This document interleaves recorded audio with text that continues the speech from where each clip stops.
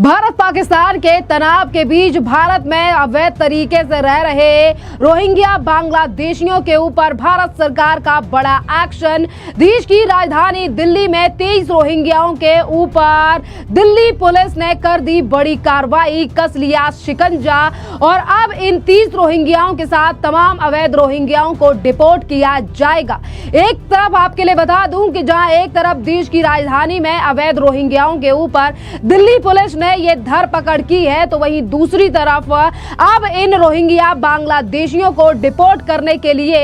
हर राज्य में बनाया जाएगा टास्क फोर्स और इसी के साथ होल्डिंग सेंटर्स भी बनाएगी केंद्र सरकार। इन रोहिंग्या बांग्लादेशियों को जल्द से जल्द भेजा जाए इनके देश। और यहाँ पर अगर हम बड़ी कार्रवाई की बात करें जो कि दिल्ली के उत्तम नगर में की गई है, जहां से 30 लोगों को गिरफ्तार किया गया है और ये लोग यहाँ पर सालों से रह रहे थे, वो भी बिना किसी वैध दस्तावेज के। पुलिस ने इन सभी पर आगे की कार्रवाई के लिए द्वारका जिला पुलिस स्टेशन और उपायुक्त ले गई है, जहां इनकी पहचान और दस्तावेजों की जांच भी की जा रही है। अधिकारियों के द्वारा जो जानकारी सामने आई है वहां ये बताया गया है कि जांच पूरी होने के बाद इन सभी को डिपोर्ट किया जाएगा। दिल्ली पुलिस ने बीते कुछ समय में अवैध प्रवासियों के खिलाफ कार्रवाई तेज कर दी है। इस अभियान के तहत अवैध बांग्लादेशी रोहिंग्या प्रवासियों की पहचान और इन्हें डिपोर्ट करने के लिए सख्त कदम उठा रही है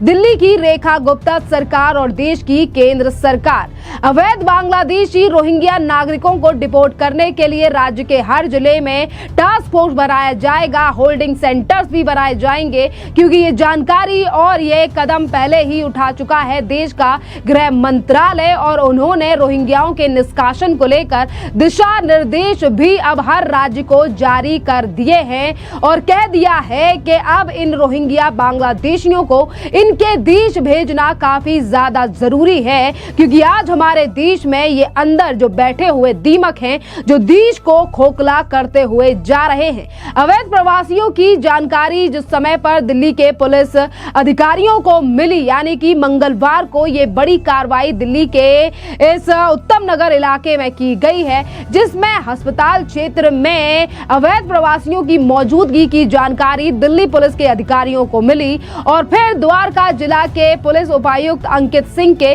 निर्देश में पुलिस ने ये बड़ी छापेमारी शुरू कर दी, जिसके बाद इन 30 अवैध रोहिंग्याओं को गिरफ्तार किया गया है, जिसमें 23 जो हैं वो पुरुष हैं और 7 महिलाएं शामिल हैं। पहले की जांच में ये पता चला था कि अधिकांश के पास ज्यादातर वैध वीजा या भारतीय पहचान पत्र के अलावा कुछ भी, यानी कि ये तमाम चीजें भी नहीं है और इन लोगों के पास से आधार जो कार्ड जो मिला है वो जाली आधार कार्ड और मतदान पहचान पत्र भी मिले हैं जो कि जाली हैं और इनकी आगे की जानकारी भी, यानी कि जांच दिल्ली पुलिस के द्वारा की जा रही है। दिल्ली पुलिस के अधिकारियों ने जो तमाम बातें बताई हैं और जानकारी दी है उसमें ये भी चीज निकल कर आई है कि ये अवैध रोहिंग्या बांग्लादेशी जो है, यानी कि अवैध जो रोहिंग्या हैं, ये म्यांमार से आए हैं। पुलिस अधिकारी ने ये कहा है कि उत्तम नगर थाना में जिन लोगों को हस्ताल और आसपास के क्षेत्रों से लाया गया है, जिन लोगों की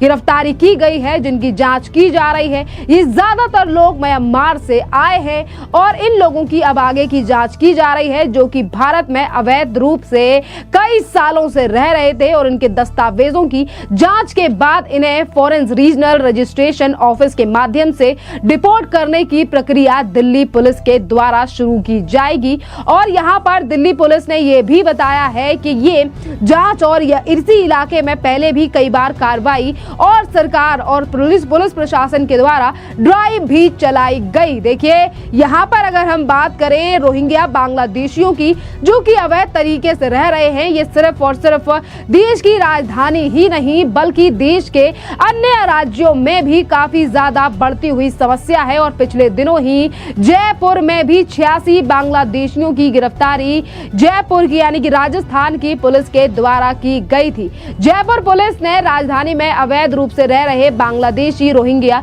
नागरिकों को चिन्हित करने के लिए विशेष अभियान चलाया था और इस अभियान के चलते 86 बांग्लादेशियों को गिरफ्तार किया गया था, जिन्हें अभी तक डिटेंशन सेंटर भेज दिया गया है। और पुलिस अब इनकी कॉल डिटेल, बैंक ट्रांजैक्शन और लेन देन को लेकर भी अब जांच पड़ताल करने में जुटी है। और आज जिन लोगों को गिरफ्तार किया गया है, जिनमें से एक आदमी से जब पुलिस वालों ने तमाम सवाल पूछे हैं, तो एक आदमी ने यानी कि एक रोहिंग्या ने ये बताया है कि वह अवैध रूप से भारत आया था और वहां पर उसकी जान को खतरा था, इसीलिए मजबूरी में उसे यहां आना पड़ा। रोहिंग्या यानी कि अवैध बांग्लादेशी ने यह भी बताया है कि वहां जान को खतरा ना होता तो परिवार को छोड़कर क्यों आता। जब उससे पूछा गया कि यहां पर आधार कार्ड यदि कैसे बनवा लिए, तो उसने बताया कि यहां आकर आधार कार्ड जाली बनवाया कुछ पैसे देकर। देखिए, यहां पर जो इन तमाम रोहिंग्या बांग्लादेशियों से पहचान तो की जा रही है, इनके तमाम दस्तावेजों की जांच की जा रही है। इसी के साथ इनसे ये सवाल भी काफी ज्यादा महत्वपूर्ण दिल्ली पुलिस के द्वारा पूछा गया है कि आखिरकार ये जो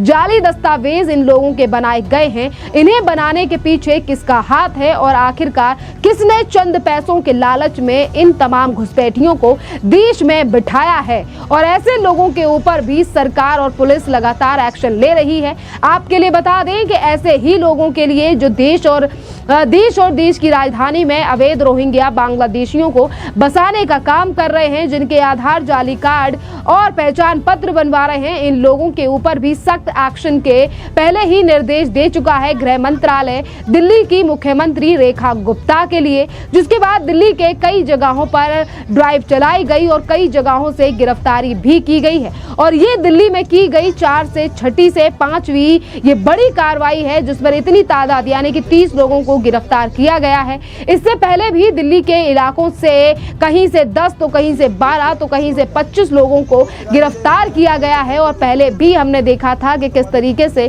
साउथ दिल्ली से भी दिल्ली पुलिस ने अवैध रोहिंग्या बांग्लादेशियों की गिरफ्तारी की थी। और यहाँ पर अगर दिल्ली पुलिस के द्वारा चलाई गई ड्राइव की बात करें, तो शाहीन बाग से लेकर तैमूर नगर में भी कुछ दिन पहले ड्राइव चलाई गई थी। और साउथ दिल्ली के कई और इलाके हैं जहां पर दिल्ली पुलिस ने ये ड्राइव चलाकर तमाम